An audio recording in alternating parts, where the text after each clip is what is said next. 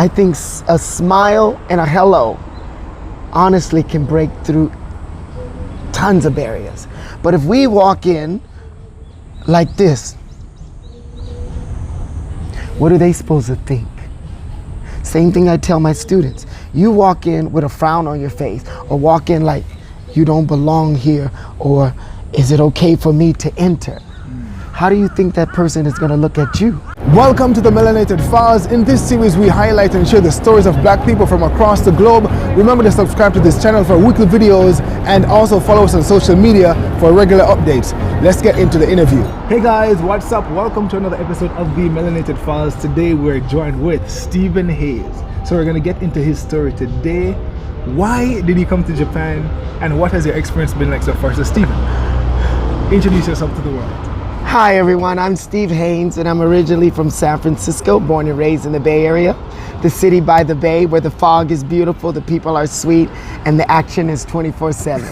I'm here in Japan. I've been here over 15 years and I was scouted to come here. I was a dancer and I was scouted to come to Japan. I came to Japan as a dancer, and being here for over 15 years, you learn, you live, and you experience so many things that I have unbelievable opportunities here. Oh, well, so you said you were a dancer, so like, this was 15 years ago, right? So you came here, was it like a contractual thing where it's like maybe 2 months, 2 years, and you decided to extend it? Like, what happened? Actually, I was on a 6-month contract. Okay. And after the 6-month contract, I went back to the States and I was asked to come again, which I did. But on the second or third trip after coming, I started seeing different ways around the visa, different ways around work, and different ways I can find out how to do things myself. Yeah. And I didn't need a company. Okay. All right, so tell me, like, what do you do now? So 15 years later, I know you do a lot of stuff, and sometimes how much time we got? No. Right?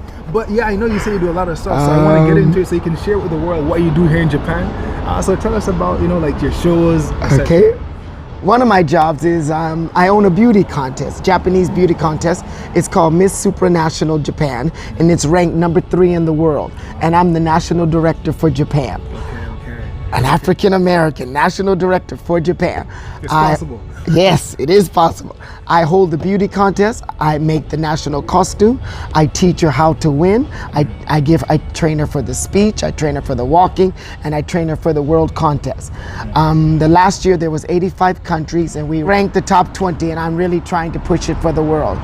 Being here for 15 years, I was able to help under the direction of Ines, Miss Universe, the only time winner for the world contest, Miss Universe. I also have Miss International World winner, who's my student, and I also have LGBT Queen, Miss Queen contest. I'm the trainer of the world winner. So I have 3 world winners under my belt. So that's for other contests. So now it's time to make a world winner for my contest. I see. I also writing my 4th book. And they're all on beauty and confidence and understanding yourself. I have an exercise DVD out. I have a CD out that I paid the rights for the concept. I have the license for the CD that's out. If you want to get it, it's called High Heels, High Heel Music. Hint. That's about all right now. And then, there's one thing as well on your resume that intrigues me, and it's something about you said you teach confidence. Yes. At a university in Japan. Yes. So you guys heard that right. He teaches confidence at a university in Japan to the Japanese. So tell me about that experience. Like, what's that like? I have a workshop at the universities, and I teach them how to wake up. Because Japan, everybody's living in Disneyland. I call it Disneyland. You can leave your bag and go to the restaurant. Your kids are walking down the street, getting on the train by themselves at age of 5. And you don't lock your front door. That's Disneyland. But you have to also understand, this is Disneyland. But do you want to live in Disneyland all your life? Or do you want to come into the real world? So when you come into the real world, you have to be ready. You can't be, which way do I go? Because you go the wrong way. What happens? You take the wrong train. What happened? You open the wrong door. What happened? If it's you and I, we probably get shot. So we have to show people how to wake up, especially when you're black. And when you say how to wake up, we have to experience things differently. So when I teach them common sense, I also teach them common sense or confidence. So when you teach somebody common sense, it's a part of confidence. Because when you wake up, you have to understand everybody's wake up is different. So when I show them common sense and confidence, I'm showing them from a black man's point of view. I'm not showing them from someone else. I'm showing them from a way that I know, that I understand, and truly what I experience. So that's how I deal with them. So they're like, really? And the first thing I say is, welcome to my world. Okay. Yeah. So what has the response been? Like, first thing, they're shocked. okay. And they can't believe that this happens to people. And then I also show them that they're a part of it too. It's not. You mean like what we face? Yes, of course. That's I'll give you an example. I'll give you 2 examples. It happens all the time, but I'll give you 2 examples. One, I get on the train and I'm sitting there. There's no seats left, but there's one seat open. They think, if you don't want to sit down, that's your choice. Give me more leg room. I don't get upset. I'll give you another example. Okay, we'll go back to that. You know you want to sit down, but then when you come there and you see it's me, it's a little bit standoff. Because you're black. Right. So then they usually stand up. I have 2 ways to look at that. I can call you stupid and I can roll my eyes, or I can say something. Or I just think, oh, I get more leg room. It's fine for me. I give you another example. It's called Roppongi Hills, and it's a beautiful, expensive area here in Tokyo. And I hold beauty workshops there. And I have my walking lesson. I train the Japanese ladies, well, international ladies, walking and how to walk in confidence, in high heels, okay? And I was getting in the elevator, and you know how the elevator door is about to close, and I caught it just in time, and I opened the elevator door, and there was a lady in there, and actually I saw her walking, and she's dressed head to toe designer wear, and she gets, and I get in. It wasn't subtle. Zero. Okay. It was right out blunt. Okay. So she gets in the corner. There's only 2 floors, so she gets in the corner, and she's like, in the elevator, right? For me, gave me more space. Push 2, we both went up. She went to the front desk of the event I was holding. And I went to the side door because I went earlier, put my costumes in, checked the sound check, the stage, etc. So I just went, we say in Japanese, giddy giddy, just before the show. So I get there and the music's going, the lights are on, and I come out looking good. If I do say so myself. I have my whole costume on and everything. I come out, she's the first one there. And I stopped her and I went right up to her. Hi, so nice to meet you. I'm the guy from the elevator. She's like, wow. I caught her, and then the first thing I told her, she's like, go minute, which means sorry. I said, we're all the same, costume or not. And I shook her hand and I kept on with the event. So we can teach people by the way we act. We have 2 ways to look at ourselves also. They expect us to come out yelling and screaming and ready to fight. Or we can hit them hard, but with a soft style. With knowing that we're not doing anything wrong, but we're showing you what we're doing right. Yeah. And that's the way I deal with it. So what do you think is the general attitude in Japan towards black people, in your opinion? General? Attitude, yeah. The majority? Yes. They like us. Okay. I think, yeah. I have amazing Japanese friends. It's a rarity because I know more of my neighbors than my Japanese friends know of their neighbors. Okay. They don't even talk to their next door neighbor. Where everybody in my building, I know. They don't even know each other, but I know all of them. I'm actually walking down the street with one of my neighbors, and I'm. So guys, there's a bird behind the camera eating our lunch. I said, hey. Okay. I actually was walking down the street a while ago with one neighbor. And then I said, look who's there. And he's like, who's that? It's our other neighbor on the same floor.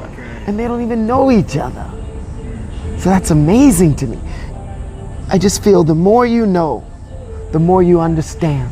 The more you see, the more you learn. And the more you learn, the more you can conquer. Yeah. So you said the general attitude is that they like us. I feel, right? Yeah. Some people say they're curious. Some people they're say very curious. They're very curious. Fear aspect, because you touched on that a little bit, even like with the elevator incident and maybe even the train incident. I have many incidents. What do you chalk that up to? Is that fear, or what do you think? What's the cause for that reaction? In your My feeling? Maybe the way you're brought up. Oh, them. Yes, the news, the presidents, the way we're shown on TV, media, what they hear about us, what they think they see about us, and what happens to one of us means all of us. And I think we're the only nationality that has this, where everybody, I'm not a prejudiced person, I feel, but I know everybody has some prejudice. But I just think that we're the only nationality that if one of us does something wrong, it means all of us. Where other nationalities, that means that person. Or, oh, I'm so sorry, that person had a bad experience that time, and that's the reason. Or this person, they didn't take their meds. But if it was you and I, they would look at it in a different way and say, oh, that's just an excuse, which isn't fair. Everybody is an individual. And being an individual, everybody has, in each nationality, each culture, and each background, has good, bad, and ugly. And I don't care where you come from. True, that's true. Yeah, come on. That's true. We can't say that one black person is all the black people. I love that we're a family, but in everybody's family, there's good, bad, and ugly. And that's the honest truth. That's the reality. It's reality. Right? So what would you say your black experience has been over the last 15 years? So being in Japan as a black person, like compare that to being a black person in the States, right? Because I know you have a lot of insights. I want you to break it down a little bit. What has that been like for you? Wow. Is it better or is it worse? Areas for improvement? Let us in. Here? Yeah. Versus the States. Wow. In honest, I've been unbelievable lucky. I call it lucky because I look at life, not like a lot of people, I have to say in honest, because I live here for so long. I look at life like a game card. And when you look at your hand, everybody has a different card. And I just think I got a lucky hand in the cards. So having that card has to put you in a different platform. But we have two ways of looking at that platform. I can keep it all to myself, or I can share the cards. And I prefer to share the deck, because when you share, I just think you get more back. I have massive media about myself. I have amazing jobs that I've been offered or that I've even created. I have a platform where I can speak what I feel, where I feel a lot of people don't have that chance. And when you have the chance to speak what you feel, you have to say what's right. Because if we don't say what's right, who's going to say what's right for us? So you're saying, I try. So you're saying that you've been really, really lucky. So in other words, your experience has been really good. Yeah. Right? Okay. Very good. Do you want to maybe mention some of the barriers that you've broken down since you've been here as a black person? Like some of the things that you've actually accomplished so far? What would you say to this date is your proudest accomplishment in Japan and overall? It's a twofer. Whoa, that's a question. I think. Wait, run the question to me again. What would you say has been your greatest accomplishment in Japan and in your life overall? So first of all, in Japan, your biggest accomplishment so far, or proudest accomplishment? Friendship. I think I've helped put us on a path that they look at us like everyone else. We're not trying to get in Japan. We're not trying to get Japanese people to bow over to us. We just want to be treated equal. We don't want to be treated less or understanding that we're not capable of doing something. I have an African American friend here, and every time he tells people he's an English teacher, they say, "Huh? Dikiru?" Which means, you can do that? Of course I can do that. I speak English. So why wouldn't I be able to be an English teacher, or be a university teacher, or be a doctor, or be a nurse, or be a mom, which I feel is the hardest job in the world? Why can't we do these things successfully as someone else? So with my friends, when they ask me questions like, wow, that's amazing. I said, what do you mean it's amazing? I'm a human being. Yeah. So what makes me so special, but my next door neighbor or my brother not special. That's not fair. You have to look at us all the same as you look at everyone else. Or you're creating the same situation that other people create without even knowing it. You're putting us in a program that who said we're supposed to be here? So I just think by making friends, the more friends you make, I feel the more power you have, the more understanding you can give, and the more outlook on life you can create. And that's what I think is my biggest accomplishment. Last year I took 10,000 ladies to Los Angeles, to the Staples Center for a beauty workshop. And what's this area in Los Angeles? The Grove. I'm in the Grove with my sister and my niece and a couple friends, and 10,000 ladies, a lot of people. So it was 4 airplanes. And I was working for this beauty company, I guess I could say their name, called Diana. And during the break, my sister and Melissa in LA, we're at the what did I say? The Staples Center? Yeah, but this outside area, the Forum. We're at the Forum shopping. And the Japanese people saw me and they're like, ah, it's him. And they're running up to me wanting an autograph. And I'm like, oh, okay. I'm not too, it makes me a little bit, I don't like to do that because because for me, this word fan, it starts with an F. And I'd rather be friend. Because if you say fan, they look at you on a different level. If you say friend, it's like on the same level. Same level, like we all want to be treated. So there were some other people around, some American people, and they were like, who's that? Who's that? Yeah. Who's that? And the Japanese would say, oh, he lives in Japan. He's famous. He trains the ladies, blah, blah, blah, blah, blah. And they would come up to me and I tell them the same thing I tell everyone else. I'm nothing special, but they feel I'm special. And if they feel you're special, you have a chance to speak out for others, to make everyone feel special. Is there anything that you think black people within Japan could do to maybe make the transition a little bit better? Any advice that you'd like to impart to people that are out there that live here right now and people who are looking to come to maybe like improve their experience? Go outside. Talk to your next door neighbor. Don't be afraid to challenge yourself. And every opportunity that it's set out for one person, make sure it's set out for you. Because if it's not set out for you, we have to find a way to make it set out for all of us, because that's what makes every place equal. We're here. We're helping this country. It's not ours, no matter where we come from. So no matter where we come from, we're here. So we have 2 ways of looking at it. We can act like them, or we can act like us. And when I say act like us, we're spokespersons for the world. And being a spokesperson for the world, we have to show what we can do, what we can create, and what we can actually become. Because I just feel getting those cards, we always get the shorthand of the deck. I remember you said to me, I said a lot, you know me. You said to me like, you live here. Like you're saying. I live here, so you have to make sure you live here. Because it's like, I think, because some people live in a bubble here within the country, but not really within the country. No, we live here. We pay the tax. So you have to remember, we live here. So living here, you have to take all the opportunities of living here. The Olympics is coming. Are we involved? We live here. You get your health coverage. Are you taking the health coverage? Because we live here.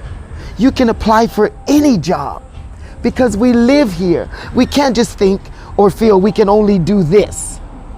Because if we just feel we can only do this, what about all this other space? We're just leaving it blank or leaving it for somebody else to take over? No, we live here, so live here. So it's like take all opportunities. Like if take all. And the amazing thing about here, they don't check the resume. What do you mean? What do you mean by that though? Because if a friend introduces you here, that's half of it for the Japanese.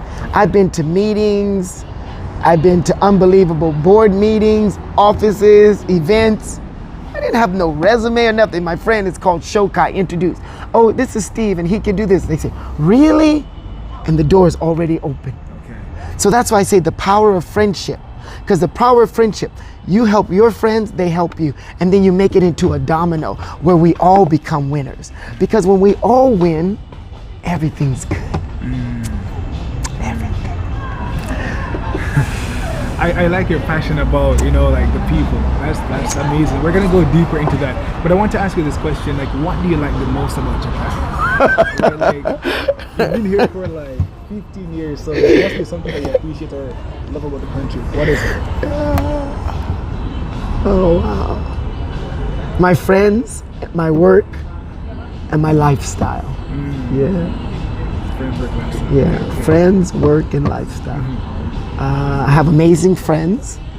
I have amazing jobs, and my lifestyle, I can do anything I want. I can do anything I want. I can be myself, I can understand myself, and I can live.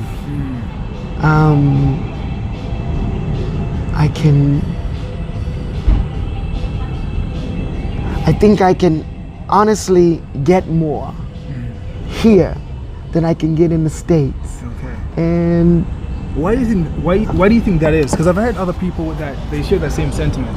yeah, I just think there's less roadblocks here. In a way, like, I don't have a university degree.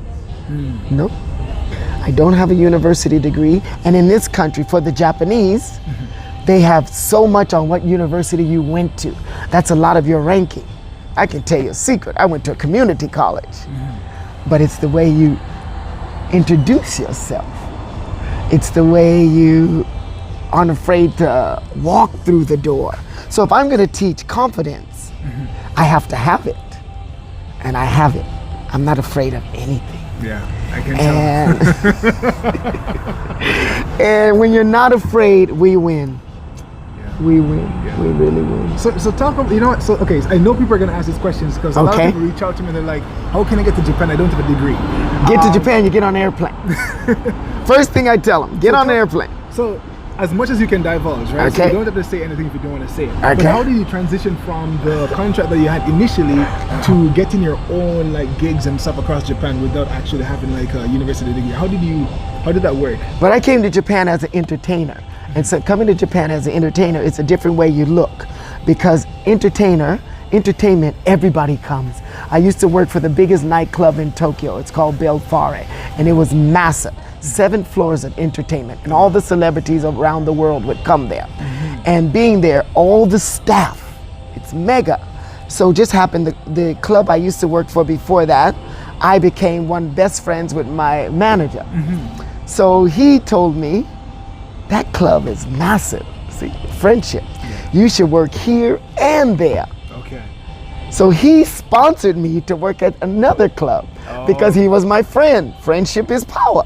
So then after he showed me the way to get my own visa.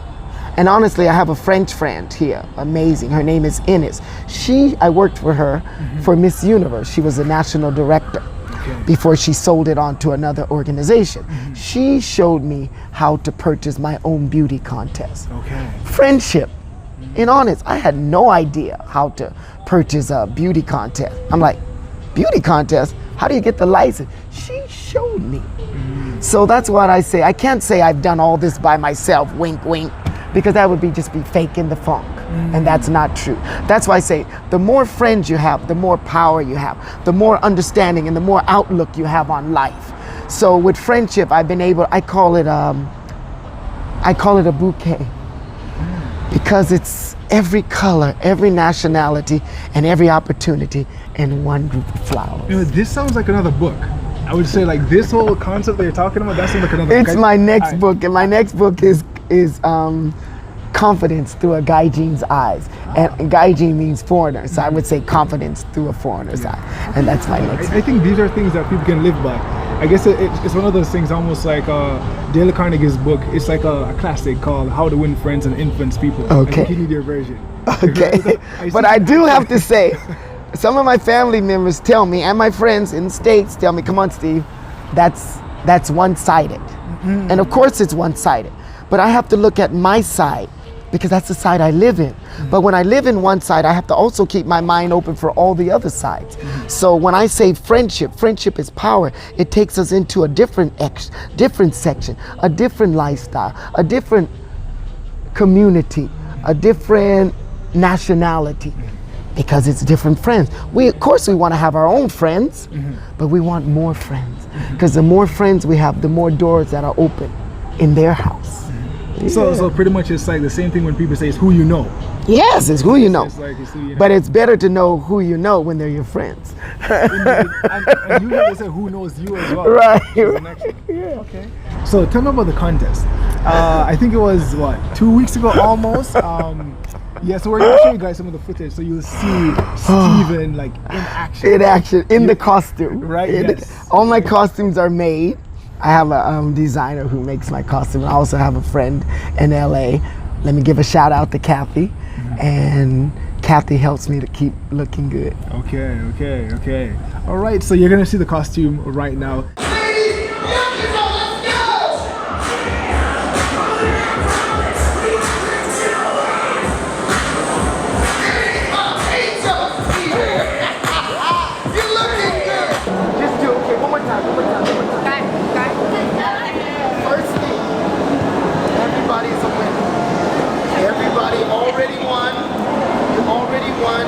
All I need is for you to smile. That's it. Just smile. Are you ready? Yeah!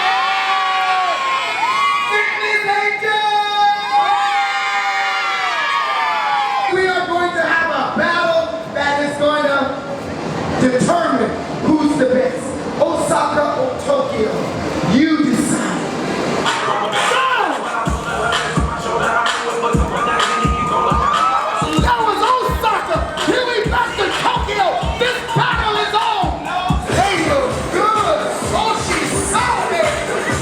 Ladies and gentlemen, here's our angel. I said to him, I was so negative. I can't believe myself. So I want to be changed. I want to be another person. I want to become a person. And I told you, you can do anything you want when you try. And look, congratulations. That's what I believe in. When you dream that you can do it, you don't have to dream. Thank you. Because you can do it. Tell us about that show. I think you saw the hip contest. Tell us about working in that space. What's the experience? Japan has so many contests, all kinds of beauty. And I was helping a good friend of mine named Tomo Hokabe, and she's the fitness angel beauty contest, and it's for the best hip. And you know they say we have the best hip, so I'm one of the trainers. So the contest was, and I was the MC. I'm the MC and the trainer, and these ladies truly have confidence because they come out almost eye-bearing. And it's focused on the best hip, and the winner goes to Brazil for the world contest.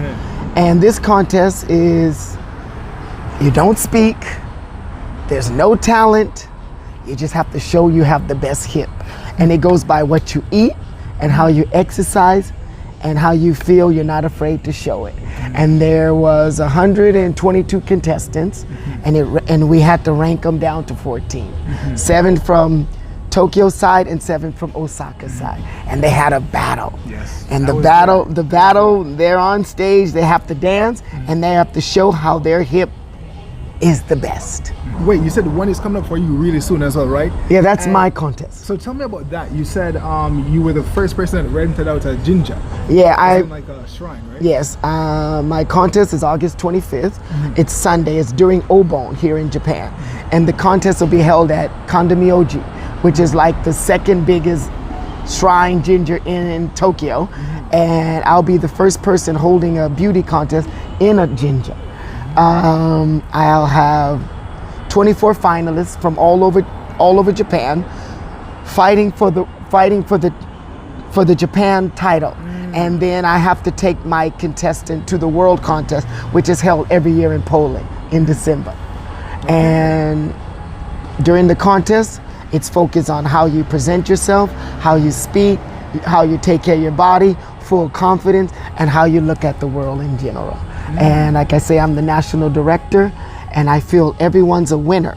But being a winner, there's always others who do stand out. So we're looking for that young lady to take her to the world. Okay. All right, so moving into this question now, Okay. which is, what do you like the least about Japan? All right, so it's like a two-sided coin. So you like something, and Yeah. something not a big fan of. What's that thing? Nice question. I would think the same as states. And I mean, sometimes when they look at us, they look at us like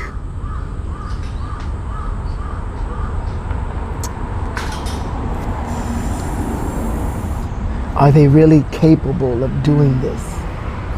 Are they really educated enough to do it? Or should they be here? And I just think it's not just Japan, but this is a worldwide thing. And I think the way we come around that is we have to overshow them. Yeah. Because So do more than another person that's doing the same thing. yeah, Right? We gotta work twice as hard. twice as hard. Yeah, we have to work twice as hard to get to the front door. But once we get to that front door, we have to make sure we have that door open for us and then for others. And that's something that you're really passionate about. You said that, right? Over time. Right? So you're saying like when one person breaks in, it's like we all break in pretty much, right? Because we're seen as a monolith. Yeah, but when when one breaks out, they blame it on all of us. So it's like a two-sided coin. Is it a two-sided coin in terms of when one does bad, it's like everyone did it. Yeah, but like To I do said, good, is it just individual or is still seen as no, I just think if we do good, that's 10. like 10? It's 10. In honest, it's 10. But what I'm saying is, yeah, it's just like anywhere else. It's like the States. It's just my feeling. Everything I say is just my feeling. It doesn't mean it's right. It's just my feeling.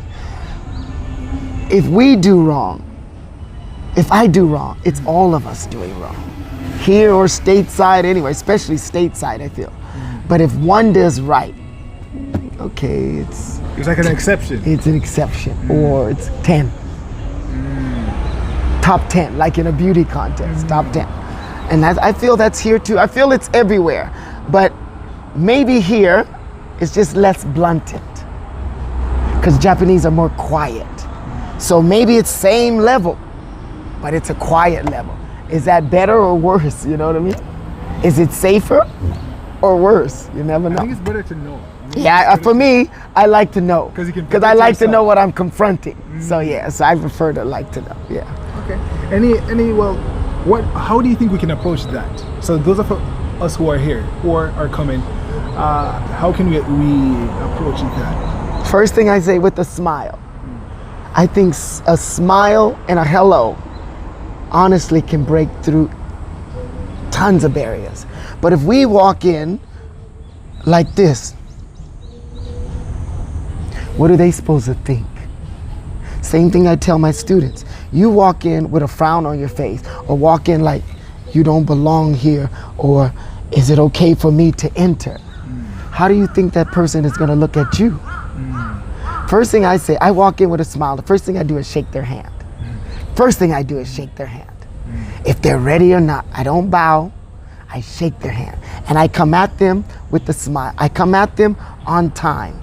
And I come at them ready to go. So I don't have them thinking, is this person, Yeah. I'm already hitting them before they can hit me. So who can win? Yeah, so the first thing I say, when you enter with a smile, my feeling the door is halfway open. And when you're inside, be ready. Play your cards to win. So if you don't have the right hand, when you pull up that hand, you know what card to throw out. Play to win.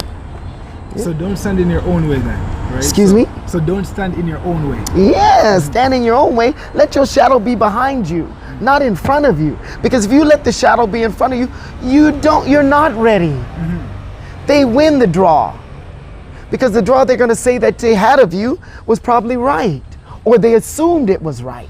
Don't give a person the chance to assume we're not ready. It's not fair, because when it's not fair to us, it's really not fair.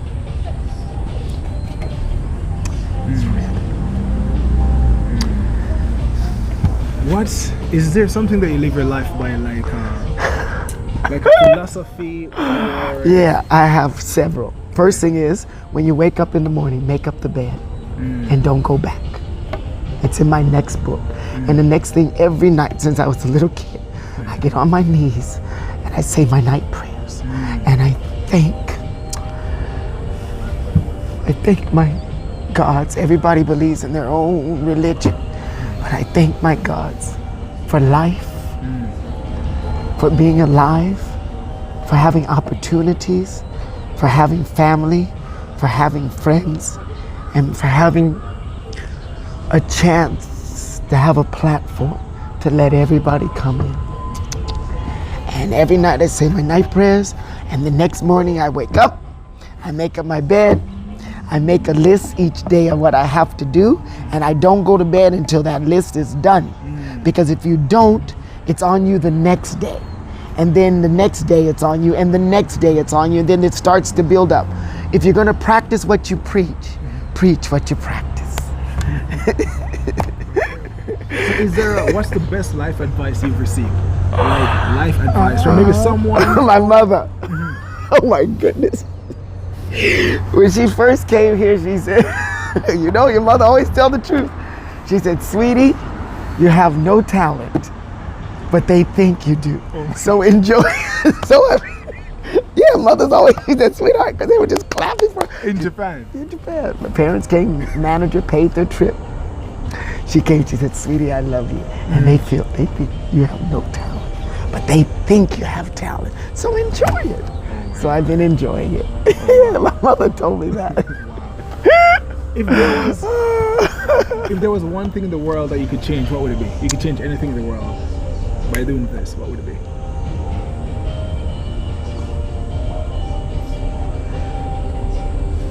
Hope. I would change hope. Because everybody says peace, everybody says freedom, everybody says LGBT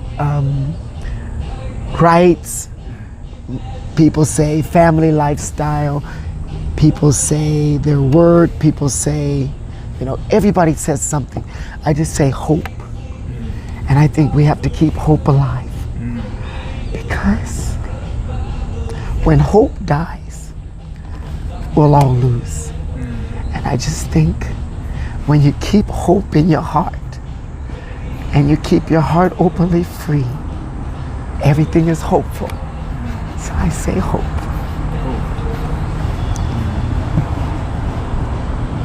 Tell me about a childhood memory.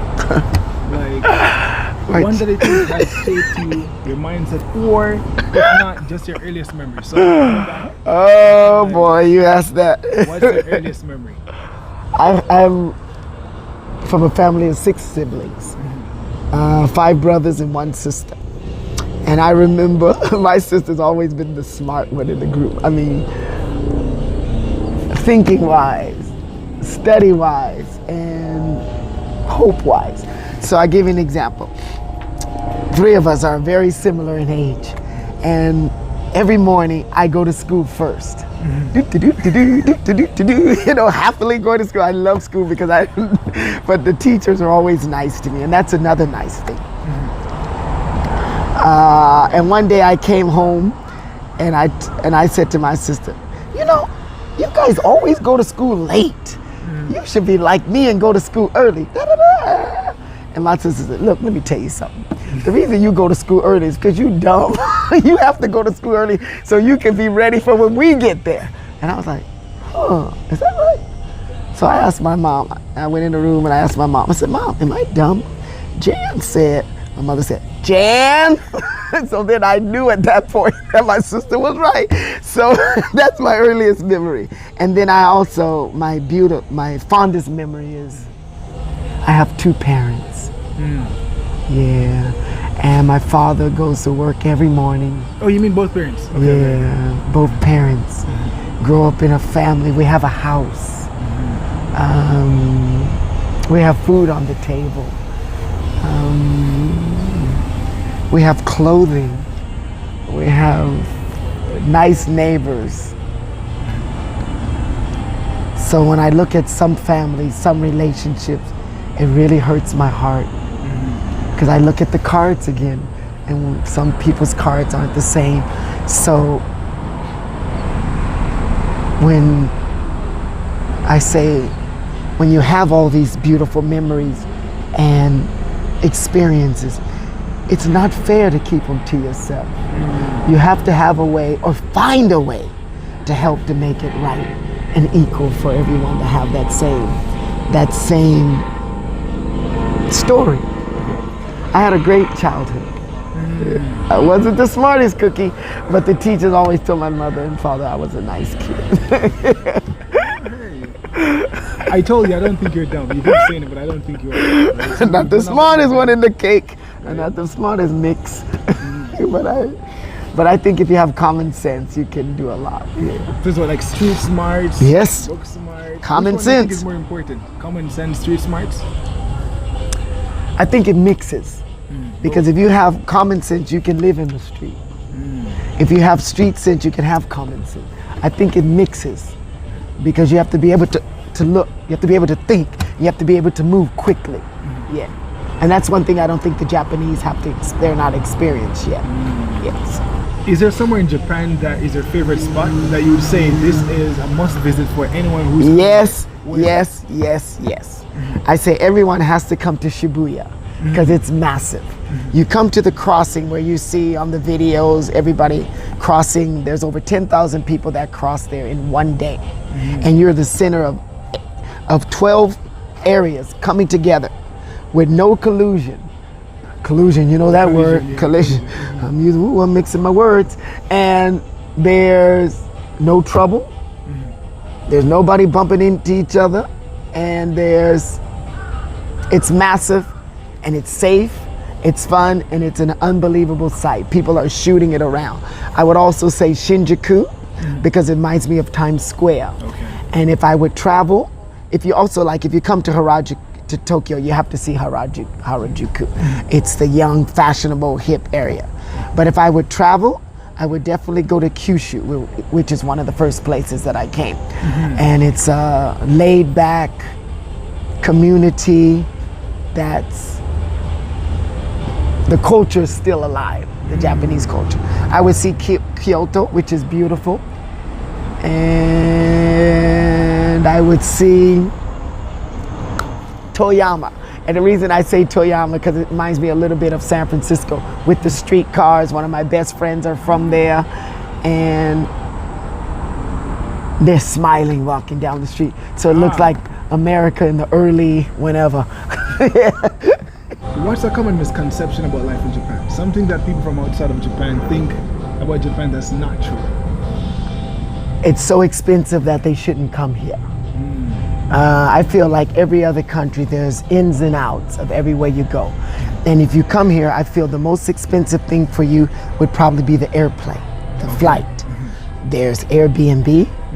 You can make friends online, and you can learn as you move. If you don't speak, you don't learn. You don't have to eat at all the expensive restaurants. Eat where the Japanese people eat. And the way to do that is come here with your eyes open. I think it's a beautiful experience because it shows you a different part of the world that we may not look at going to first. Right now, the Olympics are coming 2020. So all eyes are on Japan. There's a lot of English being put up everywhere for the Olympics. And right now it's a time to come because you can have a more open understanding. I just applied to be the trainer for the volunteers that are going to be working here at the Olympics. So I'm looking forward to seeing the outcome of that. And when I applied, like I told you earlier, there's no application. I'm making a documentary movie right now that I'm the producer. And it's an LGBT documentary, and it's one of my students who I was training for the beauty contest. She's having a sex change, and I'm showing her lifestyle through her transition. And this week is actually the final shooting, and we're going to interview her father to see that the things she has shown us are the things that he wants to say. But like I said earlier, opportunities are here. You just have to want to take them. And I'm getting ready to submit my documentary to the Cannes Film Festival, Berlin, Netflix. What about people who are crippled by fear? Any advice for them when it comes on to taking the risk? Get over it. Just get over it. Because there's two ways to looking at it, and a lot of Japanese people have this. You go to your front door, but should I step out? Should I step out? Everybody has that fear. The only way to get over fear is to get over it. It's a confront. Right. It's two ways to looking at it. You're gonna keep that fear, you're gonna keep it, or you're gonna just let it go. And the way to let it go is to let it go. You can't dwell on something going wrong, because if you dwell on it, it sinks us. And it'll really sink you.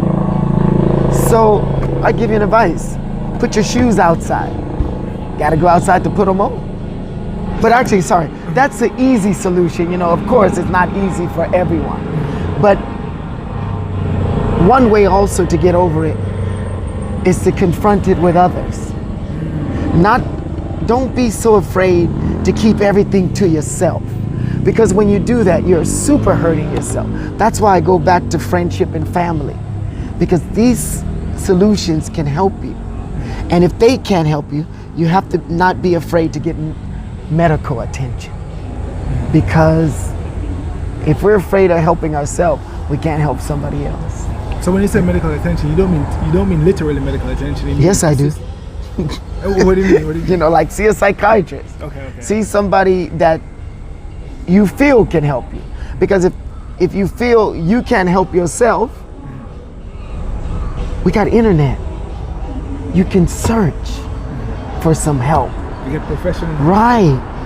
You can talk to your friends, talk to your family. But if you keep it to yourself, there goes that word again, stress. I don't use this word. No. So it's easier said than done, of course. And I can't say that, oh, that person, you should have done that and you didn't see it.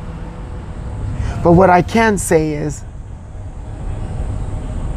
we have to take the chance to try to help ourselves. That's why I go back to hope. Hope I can see tomorrow. Because I've already finished today. If you could have dinner or a drink with anyone, dead or alive, who would it be and why? One person? One person. Wow. You got 1 hour, 60 minutes. It could be anyone across history, dead or alive. You could sit down with them like right now, have a drink and just chat about anything. Who would it be and why?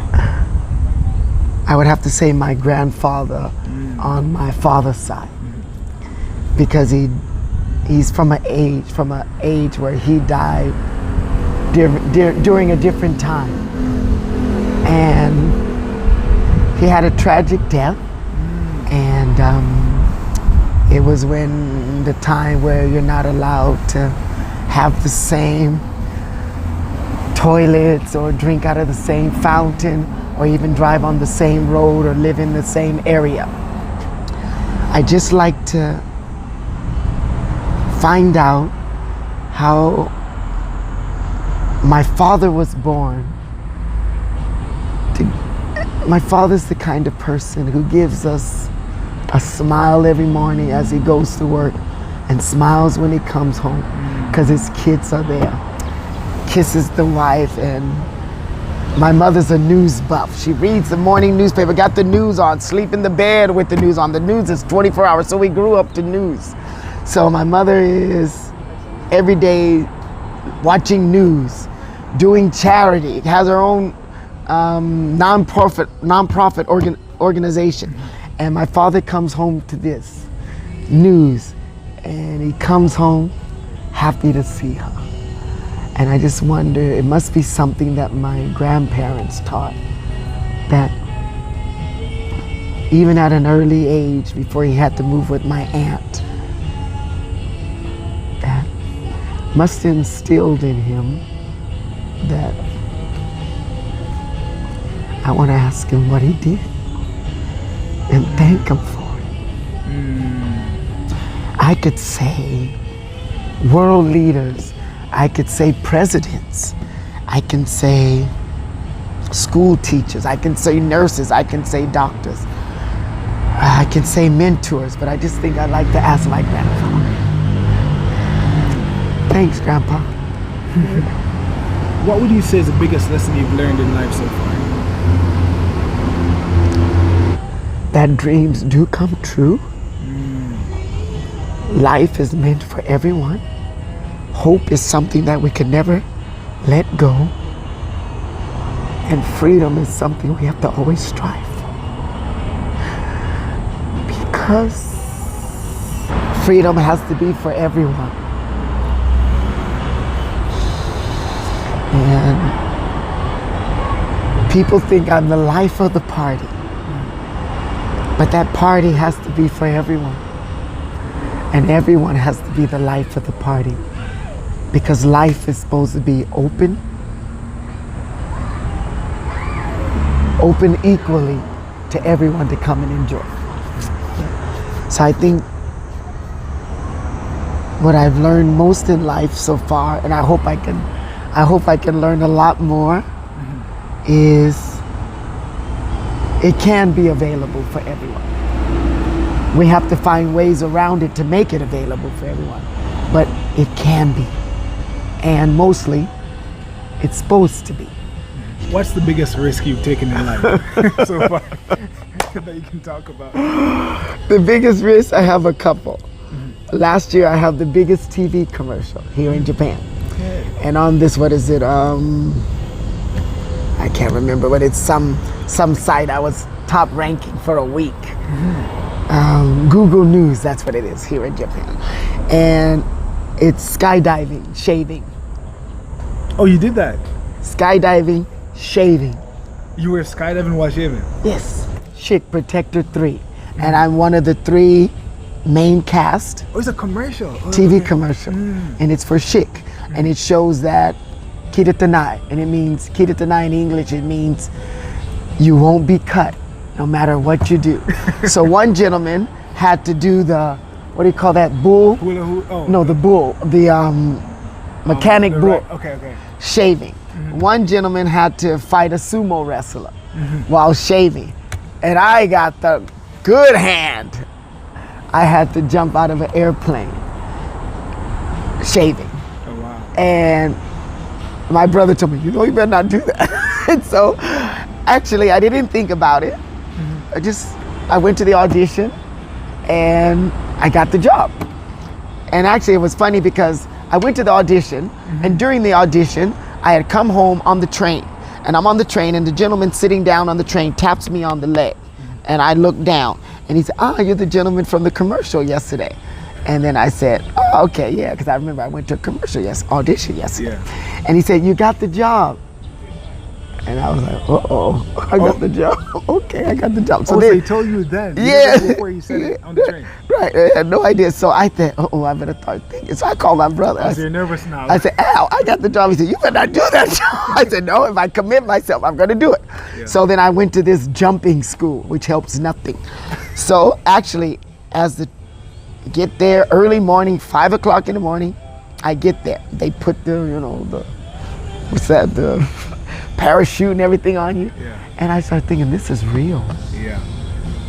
And then the little plane taking off. And just before it takes off, the gentleman said to me, "Did you write a will?"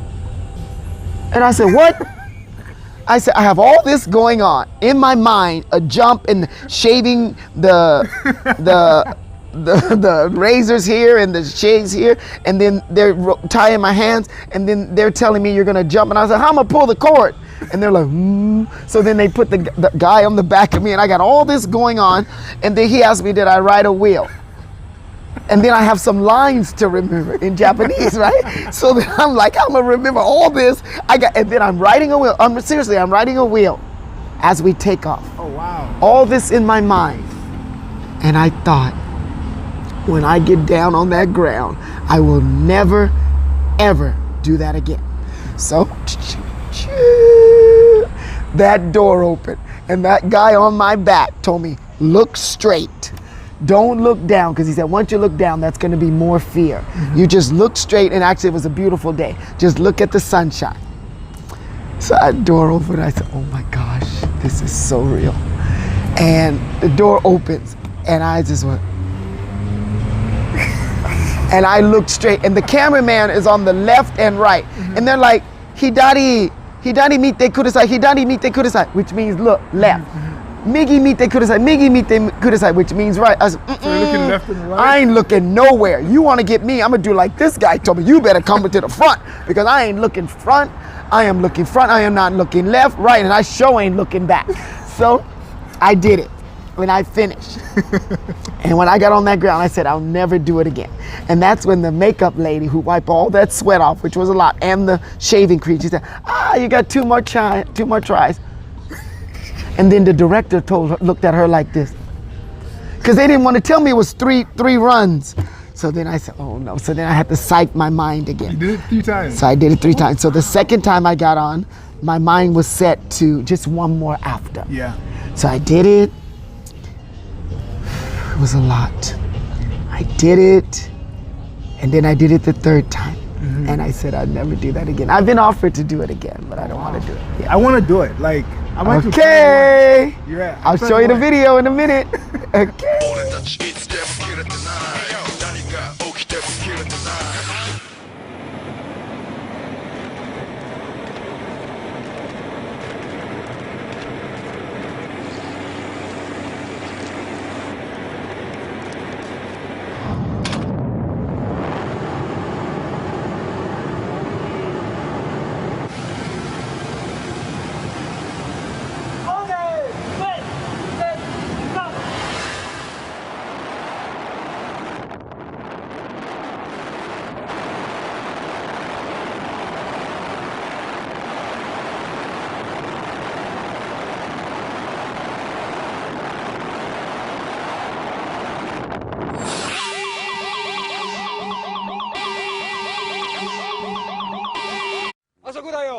Steven! Steve! Steven! Steve! Steve! Steven! Steven! Steven! 切れてる? 切れてる? 切れてない! 切れてない! 切れてない! 切れてない! Shit! Protector 3! Advice for people who are looking to come to Japan, whether it's to study or work. Advice generally for Black people primarily. One thing. For them, yeah. Or a few things. First thing, you can call me, because I'll answer the phone. I've done it many times, and I'll always continue to do it. Do it. Don't be afraid to try. There's so many sites right now, jobsinjapan.com, you know, and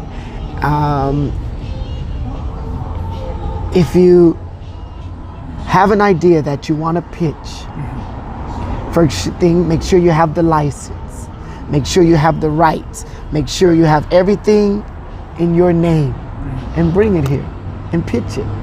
A vacation, it's a great place, but I don't recommend people to come during the rainy season or winter, because it's cold and I don't like winter. Summer for me is ideal. There's so many things to see, so many things to experience. It's safe, it's clean, it's respectful. So come here and treat the Japanese like you want to be treated. Come here and see as much as you can. Try as much as you can. And take home a Japanese friend. So then their experience, like yours, can be grand. That's what I say. What's something that Japan does really well that the world can learn from? So something that they do really well. Host. When you get to the shopping center, everybody's ready to help you. When you find somebody on the street, they will direct you the right way.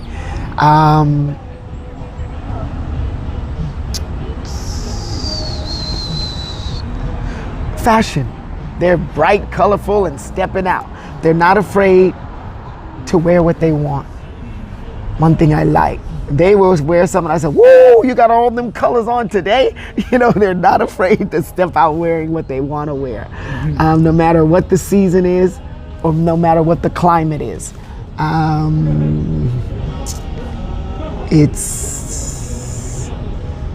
It's a lifestyle that you can live openly if you're a foreigner. Yeah, we can do anything here, anything. And it should be the same feeling you should have back at home. Yeah, that's what I say. Okay, so I know you're passionate about just black people overall, right? Oh. And advancement of the community. Have to be. Is there anything that you want to impart to all the people who are watching right now, black people, something, just a message that you want to send, that you want to share to maybe uplift them or something? Don't hold yourself back. Don't give in. And tomorrow is coming because today is almost over.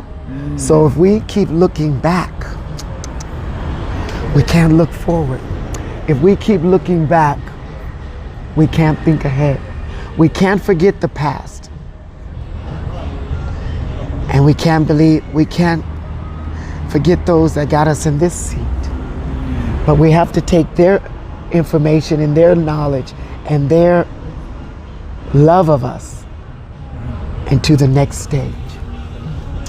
And I have a stage platform. And I have to make sure that all the applause are not just for me. So come on. There's plenty of stage for everyone. But while you're here, I hope you get a chance to see my stage. All right. So where can people find you? Uh-oh. If they want to get in touch with you, where can they go?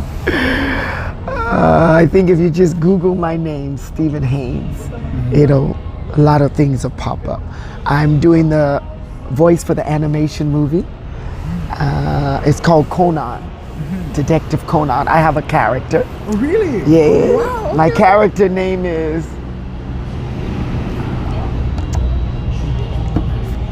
Bill Murphy. And first I have to think Eddie Murphy, so I can get Bill Murphy. My character name is Bill Murphy, and sometimes I say Eddie Murphy and everybody laughs. I have my own walking workshop. Like I say, I have a few books out. My DVD, my documentary film that's coming out 2020 for the, it's a documentary film. And it's called You Decide. And in life, we all should be able to decide. And I just think a decision, I call it You Decide, because you have to decide what's right.